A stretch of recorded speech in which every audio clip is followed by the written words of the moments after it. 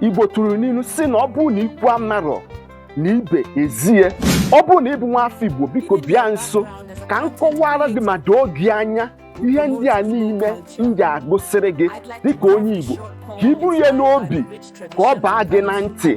Nke mbụ bụ ọdịnala, nke abụọ omenala, nke ịtọ ọdịbendị, nke ịnọ agbara, nke ise bụ nke ikpete maazị bụ arụsị. Ndị be anyị sị na anọdụruo were eri anụ udene atọtue ngịga. Ngwa bịa ka anyị kọọ n'ubi onye anyị bịara. Kedu ihe bụ ọdịnala? Kedu ihe a na-akpọ ya n'ọnụ oyibo? Ọdịnala bụ tradition, ihe dị n'ana. This is the two words, ọdị na ana. Ihe anyị nwa bụ mmadụ kwudoro n'elu ụwa nke anyị bịara. Ihe dịwara gbuo gbuo, ihe dị ọkpụ tọrọ ọkpụ. Ya bụ ihe bụ the four elements of this earth. Nke mbụ bụ anị, nke abụọ bụ ikuku, nke ịtọ bụ mmiri, nke ikpete maazị bụ gịnị? Ọkụ. Ị ga-akpọ ọdịnala as a philosophy or the formula of creativity. Site n'ọdịnala ka ndị gboo ji were the concept of akọ na uche were chọpụtasịa ihe ndị a niile, ihe nwere ike iji ha were mee. Enwere energy on all these things. Ha were their energy, ha enwee ike create something out of it. Iji wee maatụ ihe gbasatara dibịa ọdịnala. Dibịa ọdịnala dị iche iche. N'onwere ndị bụ dibịa mgbọrọgwụ na mkpa akwụkwọ, ha na-enye ọgwụ. O nwere dibịa na-agwọ ọkpụkpụ, o nwere dibịa na-afụ maka nka na ụzụ. O site na akọ na uche ka ndị nna nna anyị ha ji wee mata na ọ na-abụ egwu ana egwupụta aja ụrọ were eme gịnị? Were emepụta ọtụtụ ihe dị iche iche.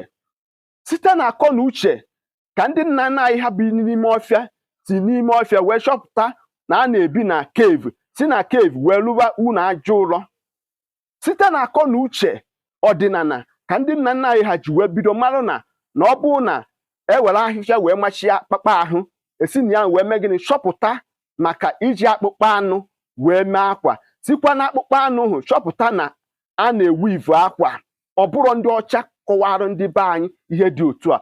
Ihe ndị a niile na ihe na-esote ka a na-akpọ gịnị? Ọdịnala. Nke abụọ, kedu ihe bụ omenala? Kedu ihe a na-akpọ ya n'oyibo?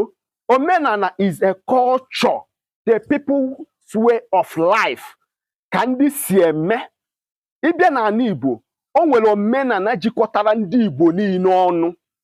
Ije ha agụ maọbụ wepụ. Ya bụ ihe bụ asụsụ anyị. Ka anyị si eme mmemme dị iche iche. Akwa anyị na-eji, ekike anyị, nri anyị, na ọtụtụ imerime ihe ndị ọzọ ndị Igbo na-emega dịka ịwa ọjị, iri ji. Ihe bụ omenala jikọtara ndị Igbo niile ọnụ as a whole. Nke ịtọ bụ ọdịbendị. Kedu ihe bụ ọdịbendị? Ọdịbendị bụ ihe ndị obodo unu na-eme, obodo ọzọ anaghị eme. Ọnya bụ ọdịbendị. Iji wee maatụ, ịbịa n'Ọka, ha na-akpụ ụzụ. Ihe eji wee mara ndị Ọka bụ ịkpụ ụzụ. Ịbịa n'Enugwu Ezike, ha na-arụ ogene. Ịbịa n'Enugwu Ezike, ihe eji wee mara ha bụ gịnị? Ịrụ ogene. Ịbịa na Ebonyi steeti, Iziagụ, ihe eji wee mara ha bụ gịnị? Ịkpụ ite. Ịbịa n'Udi, ihe eji wee mara Udi bụ gịnị? Ite mmanya. N'ọtụtụ obodo dị iche iche dịka Nnewi, ha na-asọ ewi. Ịbịa n'obodo m, anyị anaghị eri eke, nke anyị na-eji mbe. N'ọtụtụ obodo dị iche iche, ihe bụ ọdịbendị. Ọ bụrụ omenala Igbo, ọ bụghị ihe jikọtara Igbo niile ọnụ. Ịbịa na Agbara, Agbara bụ mmụọ ndị Igbo ji were emepụta ọtụtụ ihe dị iche iche. Nke ikpetemazụ bụ gịnị? Arụsị. Kedu ihe bụ arụsị? Deity